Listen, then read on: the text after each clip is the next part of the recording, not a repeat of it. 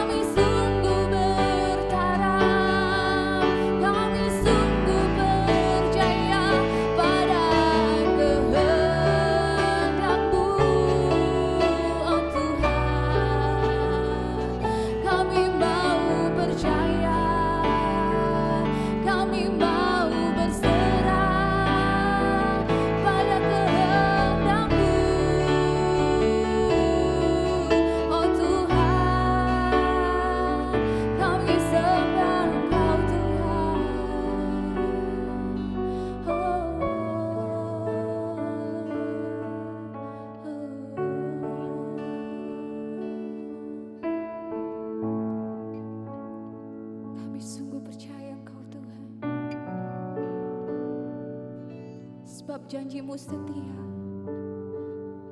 Janji-Mu ya dan amin Tuhan.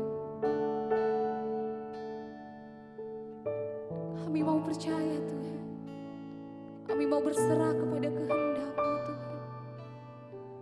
Sebab Engkaulah harapan kami Tuhan. Engkaulah kekuatan kami Tuhan. Engkau gunung batu, Engkau pertahanan kami Tuhan. Dan kami bangga memiliki Allah seperti-Mu. Thank you Lord Jesus. Harapanku di dalam-Mu, hanya Kau Yesus kuatku. Ku percaya, ku aman dalam-Mu.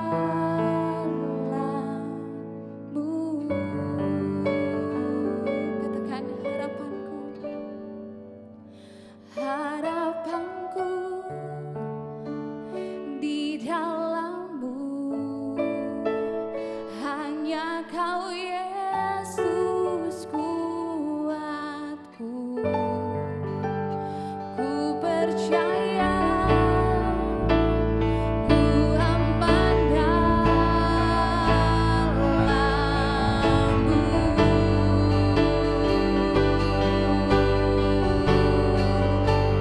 Harapanku di dalam-Mu, hanya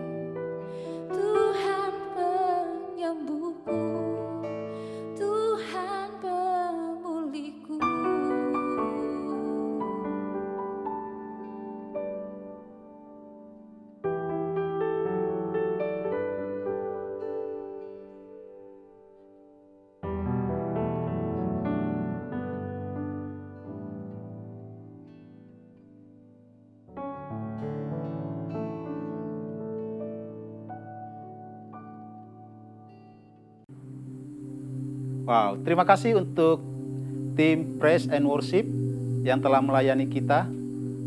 Sebentar lagi kita akan mendengarkan firman Tuhan yang akan disampaikan oleh lead pastor kami, yaitu Pastor Daniel Wirawan. Dan saya mengundang, mari kita menyiapkan hati dan pikiran kita untuk menerima kebenaran firman Tuhan.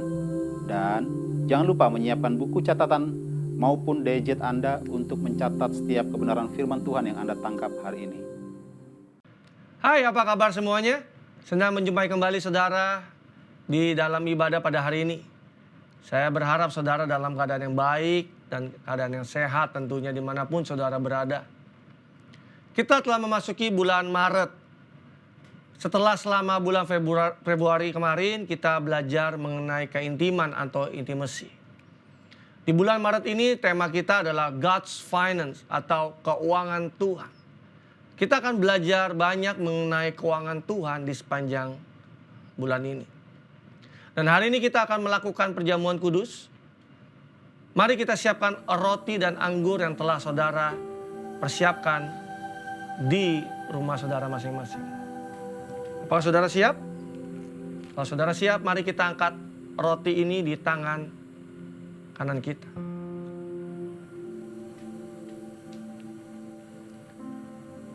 Sebab apa yang telah aku teruskan kepadamu telah aku terima dari Tuhan, yaitu bahwa Tuhan Yesus pada malam waktu ia diserahkan mengambil roti, dan sesudah itu ia mengucap syukur atasnya.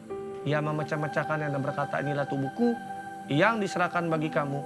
Perbuatlah ini menjadi peringatan akan aku. Bukankah roti yang kita pecah-pecahkan ini adalah persekutuan dengan tubuh Kristus? Mari kita makan di dalam nama Tuhan Yesus.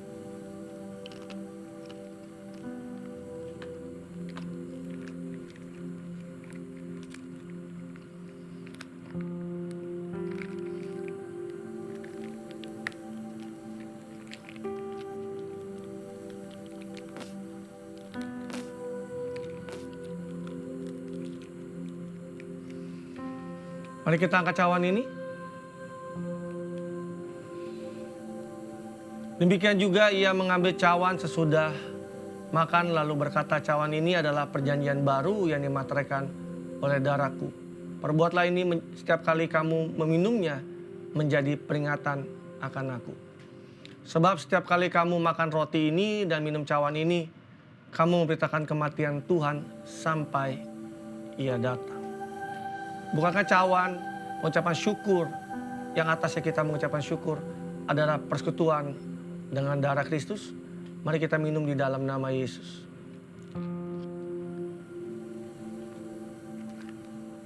Mari ambil waktu sejenak untuk mengucap syukur. Kalau kita masuk di bulan yang baru, kita lihat penyertaan Tuhan yang begitu luar biasa di dalam kehidupan kita. Kita memasuki di bulan yang ketiga di tahun 2021 ini. Kita syukuri untuk segala sesuatu yang Tuhan telah kerjakan dalam kehidupan kita. Untuk keluarga kita, pernikahan kita. Untuk usaha, bisnis, atau karir, atau sekolah, atau kuliah. Bahkan untuk pelayanan, untuk gereja.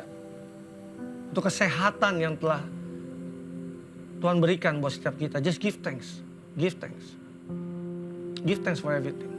Bersyukur untuk pengampunan dosa, untuk penebusan, untuk karyanya dalam kehidupan kita. Untuk kasihnya yang gak pernah habis dalam kehidupan kita. Bersyukur untuk dia yang gak pernah menyerah di dalam kehidupan kita. Bersyukur untuk pagi hari ini, kalau kita dalam keadaan yang baik, dan kita siap untuk belajar firman Tuhan. Berdoa pada hari ini, Tuhan Kau yang memberkati kami dan memberkati hamba-Mu, mengurapi hamba-Mu bisa membagikan pesan dengan bahasa yang sederhana, yang mudah diterima dan mengerti. Sehingga setiap pesan-Mu boleh kami terima dengan baik pada hari ini. Dan bahkan kalau kami belajar tentang keuangan-Mu di sepanjang bulan ini, Tuhan tolong kami, singkapkan, mewahyukan banyak hal-hal baru yang mengubah mindset kami, cara berpikir kami, perspektif kami. Sehingga kami bisa menjadi orang-orang yang mengerti tentang keuangan yang daripada-Mu Tuhan. Tolong kami Roh Kudus pada hari ini, hanya di dalam nama Yesus kami berdoa dan kami mengucap syukur. Haleluya. Sama-sama dengan saya katakan, amin, amin, amin, amin. Saudara siap mendengarkan pesan Tuhan pada hari ini? Mari siapkan catatan saudara.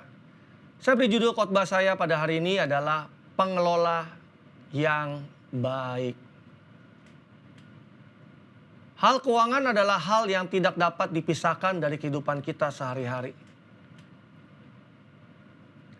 Kita tidak boleh tabu membicarakannya di gereja atau mengajarkan kebenaran tentang uang di dalam gereja. Kita tidak boleh alergi belajar mengenai keuangan. Kita perlu kebenaran dan pengertian yang benar sehingga kita bisa mengalami terobosan di area keuangan tersebut. Ada yang mengatakan bahwa uang itu jahat. Saya mau katakan bahwa uang itu tidak jahat. Yang benar adalah akar dari segala kejahatan adalah cinta uang. Di 1 Timotius 6 ayat 10 dikatakan, karena akar segala kejahatan adalah cinta uang. Sebab oleh memburu uanglah beberapa orang telah menyimpang dari iman dan menyiksa dirinya dengan berbagai-bagai duka. Jadi uang itu tidak jahat. Itu tergantung dari siapa yang memegangnya. Contohnya, sama halnya seperti pisau. Banyak orang melihat pisau itu berbahaya.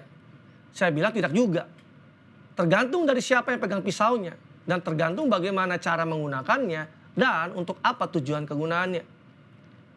Kalau yang pegang pisau adalah seorang chef di dapur, itu akan menjadi sangat berguna buat dia.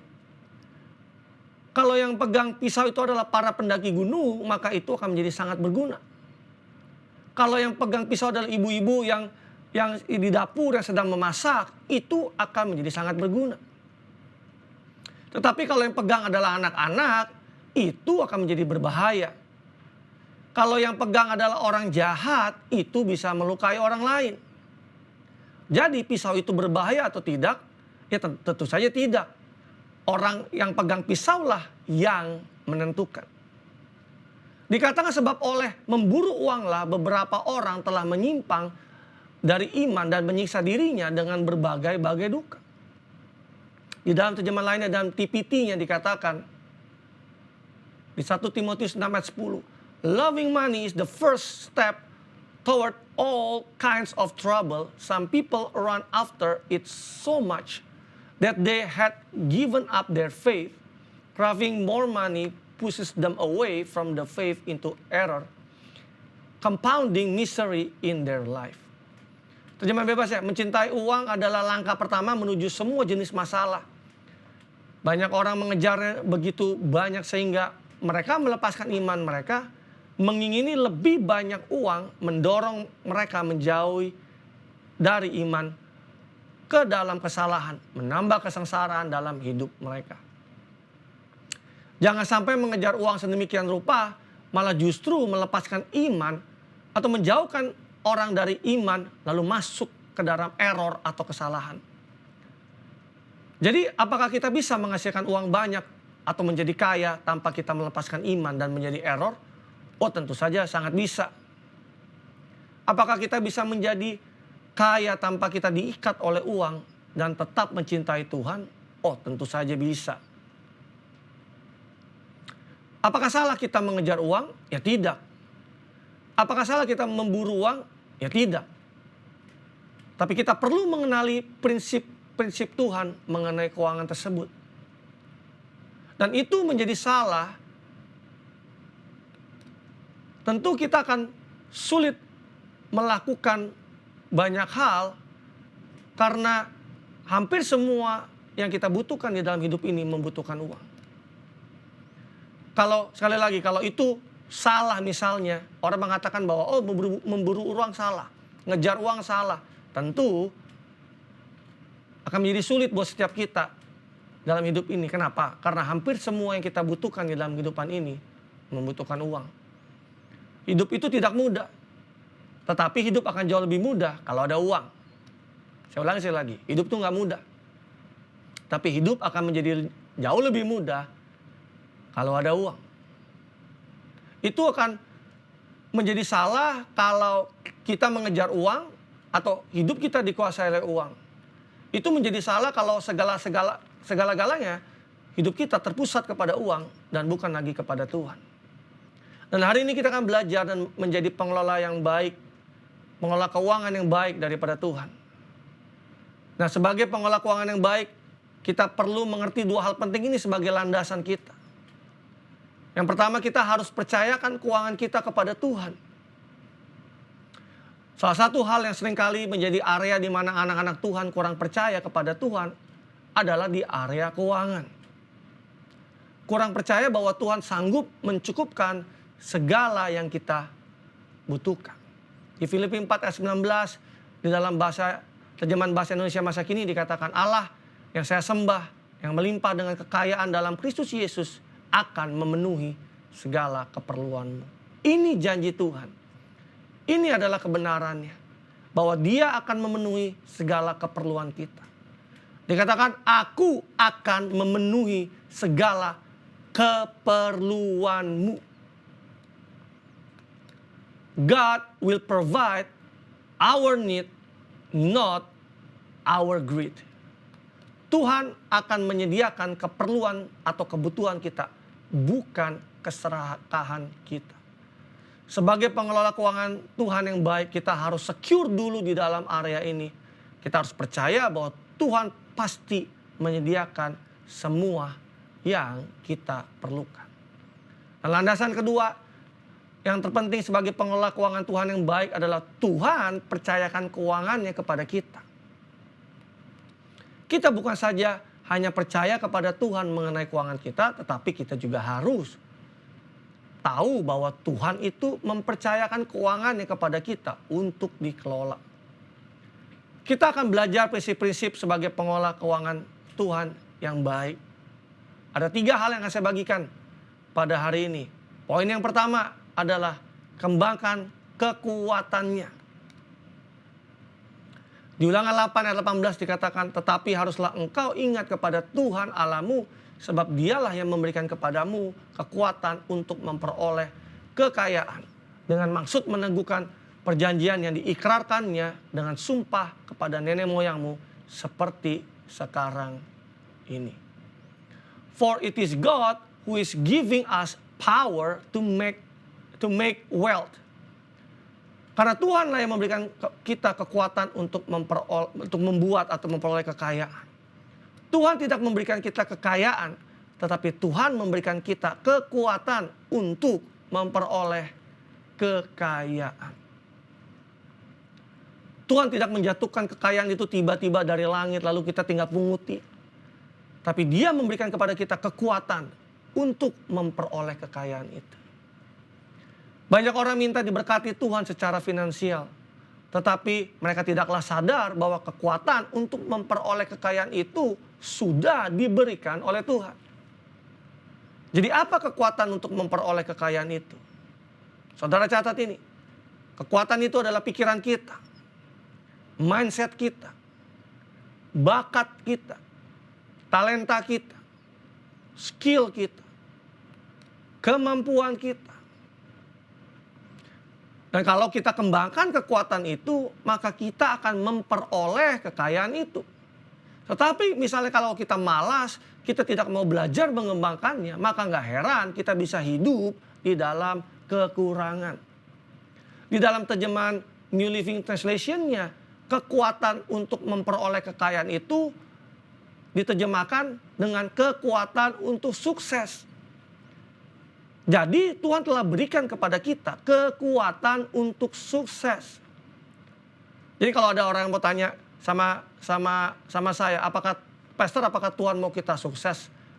Ya, tentu saja Dia mau kita sukses. Nah, kalau Dia nggak pengen kita sukses, ngapain dikasih kita kekuatan untuk sukses? Dia berikan kekuatan buat kita untuk sukses. Apakah salah anak Tuhan sukses? Ya tentu saja tidak. Justru Tuhan mau anak-anaknya berhasil dan sukses. Kualitas hidup kita di masa depan tergantung dari bagaimana kita menggali kekuatan di dalam kita. Saudara catat ini dengan baik. Kualitas hidup kita di masa depan tergantung dari bagaimana kita menggali kekuatan di dalam kita. Jadi masa depan kita, kualitas kita di masa depan benar-benar tergantung dari bagaimana kita menggali kekuatan yang ada di dalam diri kita.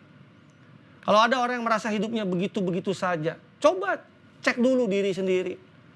Jangan-jangan mindset yang dia punya, apa yang dipikirkan, apa yang dilakukan, dia cuma begitu-begitu saja.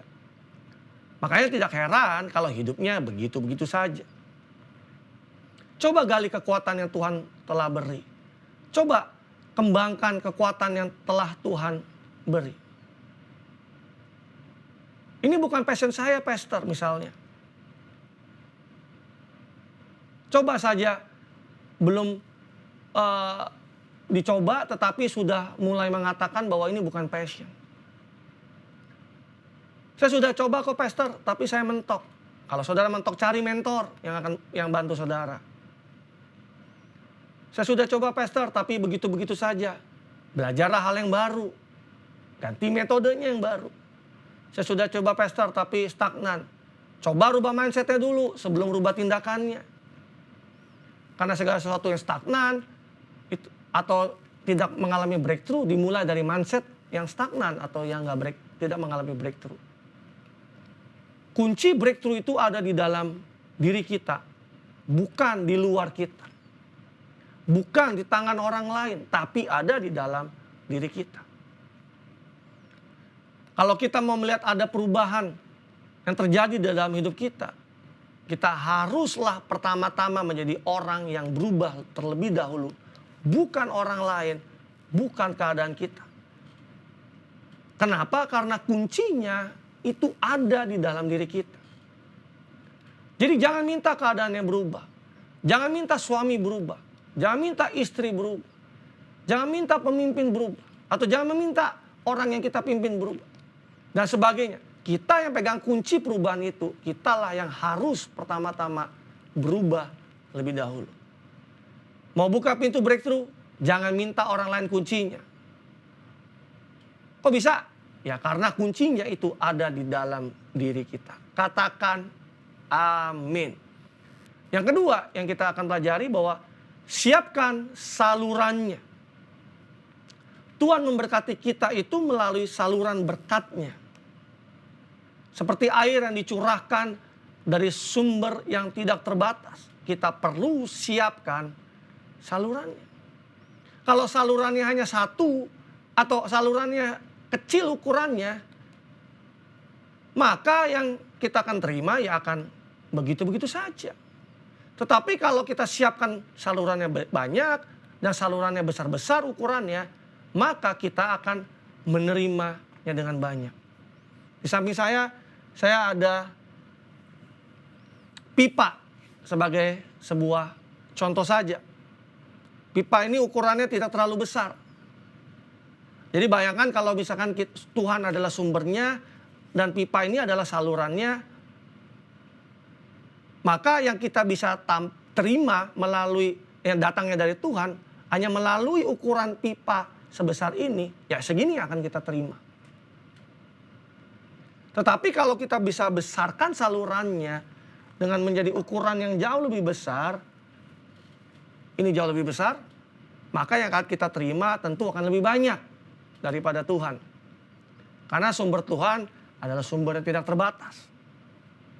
Dan kalau kita perbesar lagi salurannya dan kita siapkan jauh lebih besar, misalkan dengan ukuran yang seperti ini, maka sudah kebayang berapa banyak yang kita terima daripada Tuhan. Kenapa? Karena salurannya kita siapkan. Saudara coba boleh lihat berapa perbedaannya. Makanya kenapa ada orang-orang tertentu yang merasa dirinya kok Tuhan berkati saya begitu-begitu saja ya. Siapkan salurannya dong. Pastikan Anda punya salurannya. Nah, saudara bisa bayangkan misalnya kalau kita tidak hanya menyiapkan salurannya hanya satu, tapi kita siapkan beberapa saluran dengan bentuknya seperti ini. Saudara bisa bayangkan berapa banyaknya yang kita bisa terima dari Tuhan. Saya harap saudara bisa menangkap sesuatu dengan ilustrasi tadi. Jangan tanya Tuhan, kapan Tuhan berkati saya? Tanyakan kepada diri kita sendiri, apakah salurannya sudah saya siapkan atau belum? Karena Tuhan tuh selalu siap memberkati kita. Katakan amin. Orang sering tertukar antara sumber dan saluran. Ada orang bisa terlalu fokus sama salurannya tetapi lupa sama sumbernya. Pekerjaan, bisnis, investasi kita itu hanyalah saluran berkatnya Tuhan. Tetapi itu bukan sumber berkat itu sendiri. Tuhanlah sumber berkat kita. Saya ulangi sekali lagi. Pekerjaan, bisnis, investasi, atau apapun itu hanyalah saluran berkatnya Tuhan. Bukan sumbernya. Jangan kita terbalik bahwa pekerjaan saya itu adalah sumber berkatnya saya. No, Tuhanlah sumber berkat kita. Bisnis saya yang saya kerjakan, yang saya rintis itu adalah sumber berkatnya. No, Tuhanlah sumber berkat kita. Saya banyak investasi di sini, saya banyak investasi di situ. Saya banyak investasi di saham, mungkin saya investasi di forex, saya investasi di cryptocurrency, saya banyak investasi di ini itu. Itu hanyalah saluran berkatnya Tuhan. Sumbernya adalah Tuhan sendiri. Katakan amin.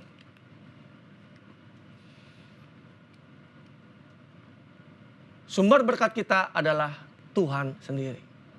Jangan sampai kita berfokus kepada salurannya saja, yang mana bisa membuat orang lupa sama sumbernya. Atau hanya fokus dengan tangannya Tuhan, tapi lupa dengan wajahnya Tuhan, hatinya Tuhan, dan pribadinya Tuhan. Kita seringkali katakan, jangan sampai ketika Tuhan berkati kita secara finansial, melalui pekerjaan, melalui bisnis, atau melalui investasi dan lain-lain. Justru itu menggeser prioritas kita atau fokus kita dengan Tuhan. Sampai akhirnya hubungan pribadi kita dengan Tuhan menjadi terganggu. Misalnya saat teduh saja sulit, gak punya waktu, datang ke ibadah gereja aja menjadi sulit. Karena sibuk kerja, kecapean, apalagi mau tertanam di dalam gereja lokal. Apalagi kalau komitmen di dalam home atau kelompok sel. Yang mengerti, katakan amin. Di Matius 6 ayat 24 di dalam Amplified Bible dikatakan, no one can serve two masters, for either he will hate the one and love the other, and he will be devoted to the one and despise the other. You cannot serve God and mammon. Money, possessions, fame, status, or whatever is valued more than the Lord. Terjemahan bahasa gini, tidak ada yang bisa melayani dua tuan karena dia akan membenci yang satu dan mencintai yang lainnya. Atau dia akan berbakti kepada yang satu dan membenci yang lainnya. Kamu tidak dapat melayani Tuhan atau mamon, dan mamon itu apa saja? Uang, harta, ketenaran, status, atau apapun yang bernilai lebih daripada Tuhan. Itu yang disebut dengan mamon. Tuhan berikan kepada kita pembelajaran mengenai prioritas antara dirinya dan mamon. Sebagai pengelola keuangan yang baik daripada Tuhan, kita diajar untuk mengasihi Tuhannya, bukan mamonnya. Mamon adalah apapun yang kita nilai lebih tinggi daripada Tuhan. Tadi dikatakan uang, harta, ketenaran, status, gadget, hobi, game, film seri, dan sebagainya. Itu bisa jadi mamon buat kita kalau kita nggak sadar. Pertanyaan, memang salah Pastor kalau kita punya hobi, main game, nonton, film seri berjilid-jilid, drakor, atau menjadi kaya, atau menjadi tenar, atau mengejar status. Saya mau katakan tergantung. Semua itu akan menjadi persoalan ketika semua itu mempunyai nilai yang lebih tinggi daripada Tuhan. Artinya lupa untuk tetap memprioritaskan Tuhan.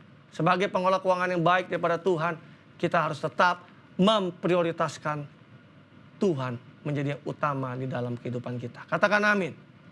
Dan jangan lupa memperhatikan ini juga.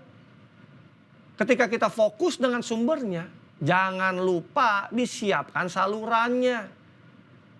Apa? Pekerjaannya, bisnisnya, investasinya. Lah kalau nggak ada pekerjaannya, nggak ada bisnis dan investasinya, gimana Tuhan mau memberkati kita? Kita boleh bisa menjadi orang yang rajin berdoa, rajin beribadah.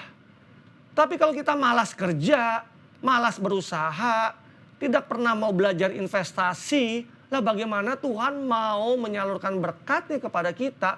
Wong salurannya aja nggak ada. Yang mengerti katakan amin. Jadi kejarlah sumbernya, siapkan salurannya. Sekali lagi saya katakan, kejarlah sumbernya, siapkan salurannya. Lakukan kedua-duanya. Katakan amin.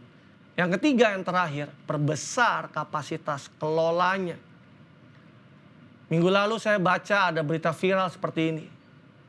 Ada seorang yang mengeluhkan bahwa selama ini dia kerja banting tulang tapi gini-gini saja. Kemudian dia menceritakan jika sebulan gaji yang didapatkannya 6,5 juta. Lalu penghasilan itu dipotong untuk cicilan mobilnya sebesar 3,1 juta. Sedangkan istrinya diberikan jatah 1 juta.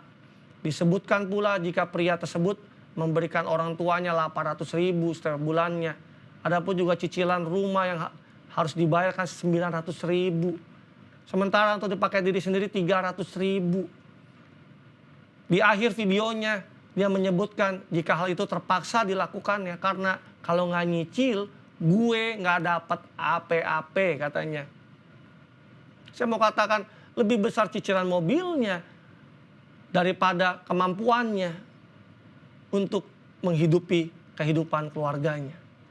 Yang mana pada akhirnya membuat hidupnya menjadi susah dan menjadi menderita. Lalu mindsetnya begini gimana Pastor? Kalau nggak nyicil, gue nggak punya apa-apa. Nah kedengarannya benar. Tapi harus kita tahu nyicilnya buat apa dulu. Kalau nyicilnya untuk sesuatu yang nilainya semakin naik, semakin bertambah, that's good. Tapi kalau nilainya semakin turun, bahkan untuk nyicil sesuatu yang melebihi kemampuan dia, artinya dia salah kelola. Di Amsal 17 ayat 18 dalam TPT yang dikatakan, it's stupid to run up bills you will never be able to pay or to consign of the loan of your friends. Save yourself from the trouble and don't do either one. Adalah sebuah kebodohan untuk berhutang yang tidak akan pernah bisa kamu bayarkan atau menandatangani pinjaman temanmu. Selamatkan dirimu dari masalah dan jangan lakukan salah satunya. Itu jelas firman Tuhan sudah mengajarkan kepada setiap kita. Ada lagi yang viral hari-hari belakangan ini. Di salah satu desa yang baru saja dibebaskan tanahnya. Tanah mereka, milik mereka dibebaskan oleh suatu perusahaan yang besar. Karena mereka mengerjakan proyek besar di sana. Akhirnya apa? Kaya mendadak semua, satu kampung, satu desa. Mereka menjadi miliarder yang baru. Apa yang terjadi menjadi viralnya? Bukan dibebasin tanahnya menjadi viral. Tapi gak lama kemudian mereka berbondong-bondong beli mobil. Bahkan ada yang beli 3 atau 4 mobil sekaligus. Dan saya baru baca terakhir, belasan mobil mereka sudah ringsek semuanya. Kenapa? Karena mereka sesungguhnya nggak bisa nyetir mobil. Jadi tabrak sana, tabrak sini. Ada bahkan yang menjadi pajangan saja di rumahnya. Kenapa? Karena memang belum bisa nyetir mobil. Tapi sudah beli mobil begitu banyak. Pertanyaannya, apakah salah beli mobil? Ya tentu saja tidak. Belilah kalau memang itu menjadi sebuah kebutuhan. Belilah yang sesuai dengan fungsinya. Jangan juga beli, lupa menghitung biaya pajak tahunannya, bensin bulanannya, biaya perawatan atau servisnya, biaya spare partnya, asuransinya. Semuanya bertambah bengkak, apalagi kalau cc mobilnya itu lebih besar. Jangan sampai CC mobilnya lebih besar atau kebesaran daripada kemampuannya. Sudah gitu belum lagi ditambah nilainya yang semakin turun setiap tahunnya. Coba renungkan ini. Waktu saya baca berita viral ini, saya merenungkan ini. Coba renungkan ini. Kalau misalnya saudara tiba-tiba dapat uang kaget miliaran seperti mereka, seperti yang mereka tadi dibebaskan tanahnya, apa yang saudara akan lakukan untuk mengelolanya? Coba pikirkan itu. Renungkan itu. Oh pastor, saya akan pakai sesukanya dong untuk memenuhi keinginan saya selama ini. Pertanyaan saya, mau dipakai untuk kebutuhan atau keinginan? Atau punya mentalitas, mumpung kapan lagi bisa begini, jadi beli aja lah. Toh juga si Anu lagi beli ini itu, oh jadi karena merasa tersaingi, jadi kompetisi. Akhirnya apa? Jadi kontestasi gaya hidup. Atau oh saya harus tunjukkan atau mengekspresikan simbolik tertentu sebagai orang dengan level ekonomi yang sudah berbeda. Agar apa? Agar mungkin dilihat orang misalnya. Atau saudara mau belajar mengelolanya dengan baik agar uang itu berlipat kali ganda, bahkan bermultiplikasi lebih dari apa yang saudara terima. Di dalam Alkitab ada kisah mengenai seorang tuan yang memberikan 3 orang hambanya, yang mana kisah ini mengajarkan kita perihal pengelolaan. Di Matius 25 ayat 15 di dalam TPT-nya, terjemahan TPT-nya dikatakan, before he left on his journey, he entrusted a bag of 5,000 gold coins to one of his servants, to another a bag of 2,000 gold coin, and to the third a bag of 1,000 gold coins, each according to his ability to manage. Terjemahan bebasnya begini. Sebelum dia pergi atau tuannya pergi dalam perjalanannya, ia mempercayakan sekantong 5.000 keping emas kepada salah satu hambanya. Kepada yang lain sekantong 2.000 keping emas, dan yang ketiga satu kantong 1.000 keping emas. Masing-masing sesuai dengan kemampuannya untuk mengelolanya. Perhatikan kata ini, kalimat ini. Masing-masing sesuai dengan kemampuannya untuk mengelolanya. Kalau kapasitas kita kecil, maka yang kita bisa terima juga kecil. Mau berapapun banyak yang kita terima, kalau kapasitas kita kecil, maka semua yang kita terima akan terbuang sia-sia. Tetapi sebaliknya, kalau kapasitas kita besar, maka yang kita bisa terima juga besar. Nah, seorang dipercayakan 5.000 keping emas atau 5 talenta di dalam terjemahan lainnya. Kenapa? Karena dia punya kemampuan untuk mengelola sedemikian banyaknya. Yang 2.000 keping emas juga sama. Yang 1.000 keping emas juga sama.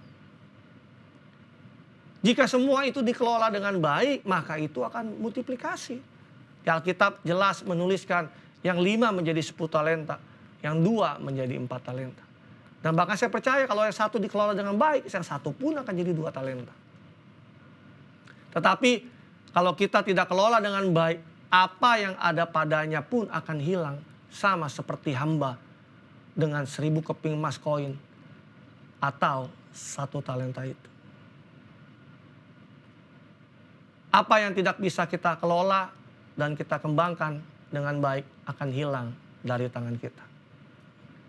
Apa yang kita tidak bisa kelola dan kembangkan dengan baik akan hilang dari tangan kita. Apapun itu, hubungankah, pernikahan, keuangan, pekerjaan, bisnis, pelayanan, bakat, skill, kemampuan. Kalau kita nggak kelola dengan baik, maka itu akan hilang daripada kita. Kalau kita tidak bisa kelola dengan baik, itu sama seperti halnya wadah yang bolong bawahnya.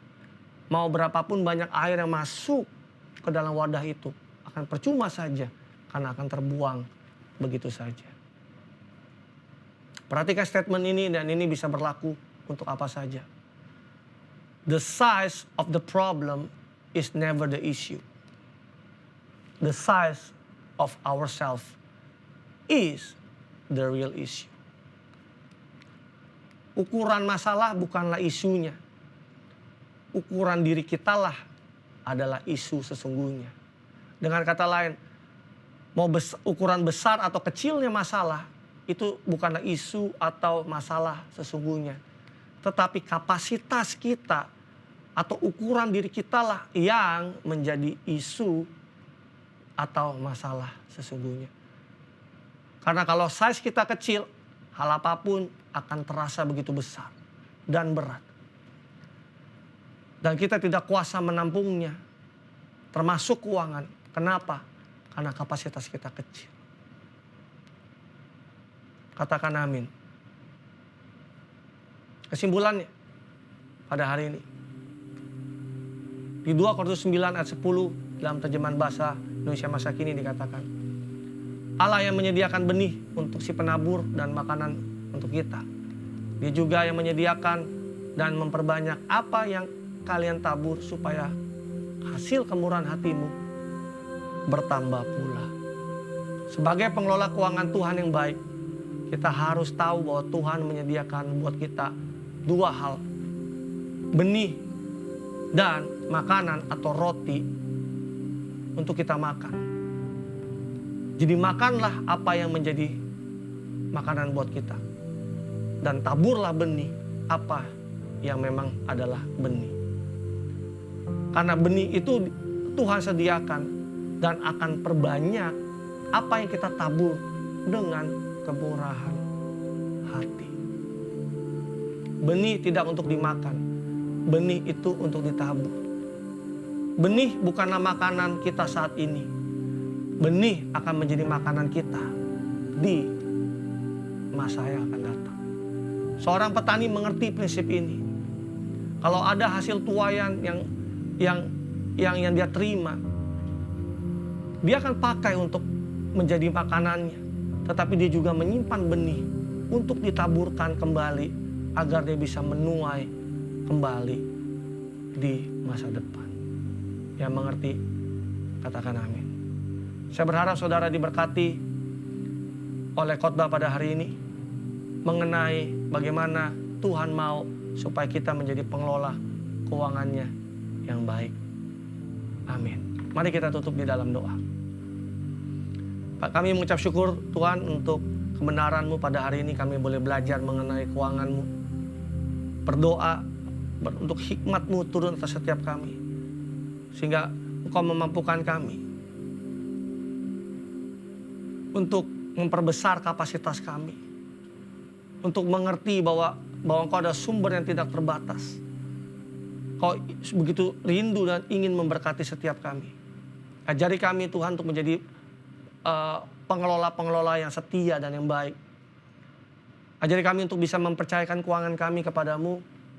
Dan ajari kami untuk bisa dipercaya untuk mengelola keuanganmu dengan baik.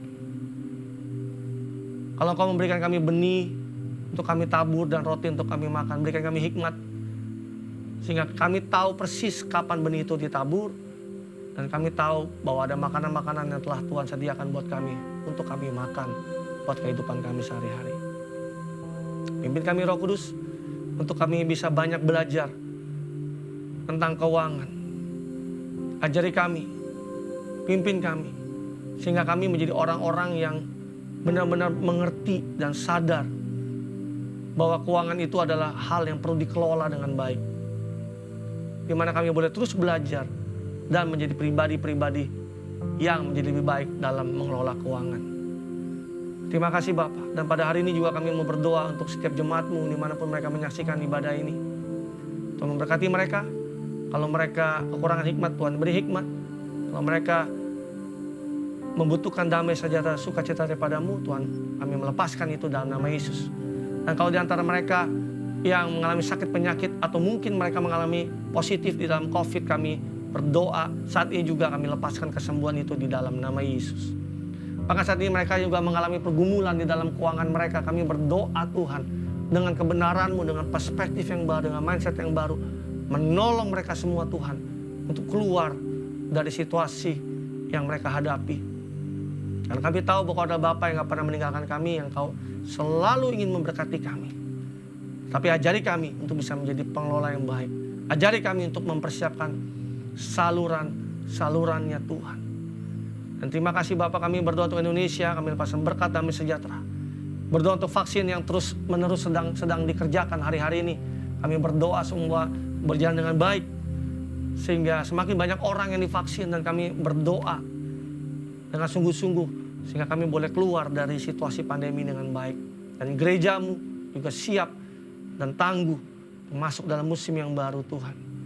Terima kasih Bapa. Terima kasih Tuhan Yesus. Dan sebelum kami akhiri ibadah pada hari ini, kami mau terima berkat daripadamu. Jemaat Tuhan, dimanapun saudara berada, mari angkat kedua tanganmu dan terimalah berkat ini. Terimalah berkat dari Allah Bapa melalui putra yang terkasih Tuhan kita Yesus Kristus, dan melalui persekutuan manis indah bersama Roh Kudus yang menyertai kita, yang selalu mengajari kita untuk menjadi pengelola keuangan yang baik mulai dari hari ini sampai selama-lamanya. Dan setiap kita yang telah menerima berkat Tuhan, sama-sama dengan saya katakan amin, amin, amin, amin, amin, amin. Terima kasih saudara telah mengikuti ibadah ini dari awal sampai dengan akhir. Saya berdoa saudara diberkati dengan pesan Tuhan pada hari ini. Dan pastikan kalau saudara diberkati, saudara bisa subscribe, saudara bisa like, saudara bisa komen, saudara bisa share kepada teman-teman atau keluarga saudara yang membutuhkan ini. Dan pastikan Anda tetap ikuti ibadah-ibadah ke depan, karena di bulan ini kita akan belajar banyak tentang keuangan Tuhan. Stay safe, stay healthy, and I see you. God bless you. Terima kasih Pastor Daniel untuk firman Tuhan yang sangat memberkati. Pagi hari ini kita baru mendengarkan pesan firman Tuhan yang luar biasa. Seperti tadi yang disampaikan oleh Pastor Daniel, kualitas hidup kita di masa depan tergantung dari bagaimana kita menggali kekuatan di dalam kita. Mari saya mendorong terus, kita gali kekuatan yang telah Tuhan beri. Kita coba terus kembangkan kekuatan yang telah Tuhan beri. Dan sebelum kita mengakhiri ibadah online hari ini, saya mengingatkan kepada Anda untuk subscribe channel YouTube kami, yaitu GKS Balikpapan. Dan jangan lupa tekan tanda lonceng untuk menerima notifikasi, dan like and share agar berkat Tuhan yang kita dapat hari ini bisa menjadi berkat juga buat orang lain. Stay safe, stay healthy, dan taati protokol kesehatan yang telah diberlakukan. Selalu gunakan masker, jaga jarak aman, dan rajin mencuci tangan. And happy Sunday, Tuhan Yesus memberkati.